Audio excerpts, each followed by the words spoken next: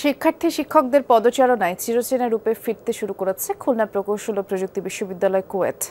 ৫ মাসেরও বেশি সময় পর আবারও মুখর ক্যাম্পাস। শিক্ষা ও প্রশাসনিক কার্যক্রমে বিরত থাকার সিদ্ধান্ত থেকে সরে এসেছে শিক্ষক সমিতিও। নবনিযুক্ত উপাচার্য বলছেন, ধীরে ধীরে বাকি সংকটগুলো সমাধান করা হবে, তবে সেশন জটে পড়ার শঙ্কা ভাবিয়ে তুলছে শিক্ষার্থীদের। নতুন ব্লেন্ডে আরো রিচ অ্যারোমায় সেলন ফ্যামিলি ব্লেন্ড টে। ৫ মাসেরও বেশি সময় পর আবারও শিক্ষার্থী শিক্ষকদের পদচারণায় মুখর ক্যাম্পাস। প্রতীক্ষার অবসান শেষে শিক্ষা কার্যক্রম শুরু হয়েছে খুলনা প্রকৌশল ও প্রযুক্তি বিশ্ববিদ্যালয়ে। ক্লাসে ফিরতে পেরে খুশি শিক্ষার্থীরা, তবে দুশ্চিন্তা আছে সেশন জট নিয়ে। পাশাপাশি ৩৭ শিক্ষার্থীর কারণ দর্শানোর নোটিশের বিষয়টিও ভাবিয়ে তুলছে তাদের। এখন এক্সাম শেষ হবে, দেন এই সেমিস্টার পরে যে সেমিস্টার শুরু হওয়ার কথা, যেটা জানুয়ারিতে, ওটা এখনো শুরু হয়নি আমাদের। মানে আমরা খুব বেশি পিছিয়ে আছি। বিসিএস যে টাইম ছিল ওটা চলে গেছে, তারপর আরও অনেকগুলো সার্কুলার ছিল যেগুলো আমরা লস করে ফেলেছি। ছাত্রদের দ্বারা যে ভুলগুলো হয়ে গেছে স্যারদের কাছে, সে ভুলগুলো যাতে স্যাররা আমাদের মাফ করে দিয়ে কাছে টেনে নেয়।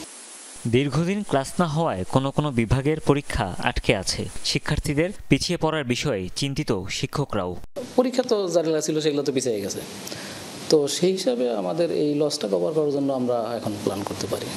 সহিংসতায় জড়িত ও শিক্ষকদের লাঞ্ছিতকারীদের শাস্তির দাবি পূরণ না হওয়া পর্যন্ত শিক্ষা ও প্রশাসনিক কার্যক্রম থেকে বিরত থাকার সিদ্ধান্ত নিয়েছিল শিক্ষক সমিতি। তবে বর্তমানে সেই অবস্থান থেকে সরে এসেছেন তারাও।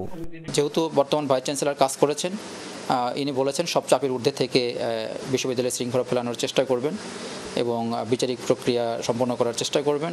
সো আমরা শিক্ষকরা ওনার কথায় আশ্বস্ত হয়েছেন বলেই এই দাবিটা এইভাবে তলার আর প্রসঙ্গ থাকছে না, ৩ সপ্তাহের জন্য স্থগিত ঘোষণা করেছে। যোগদানের ৫ দিনের মাথাতেই ক্লাস শুরুর সিদ্ধান্ত নেন নবনিযুক্ত উপাচার্য। আশ্বাস দেন পর্যায়ক্রমে সব সংকটই সমাধান করা হবে। শিক্ষকরা ছাত্ররা তাদের তাদের আন্দোলন থেকে সরে আসছে, তাদের দাবিটা আপাতত এক জায়গায় সরে আসছে যে ক্লাস এবং তদন্ত একই সাথে চলবে। ক্লাস শুরু করেছি, বিচারিক যেটা আছে প্রসিডিওর এগুলো সমান তালে চলবে।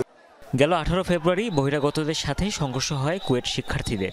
এ ঘটনায় ভিসি অপসারণের পর উপাচার্য হিসেবে নিয়োগ দেওয়া হয় ডক্টর হজরত আলীকে।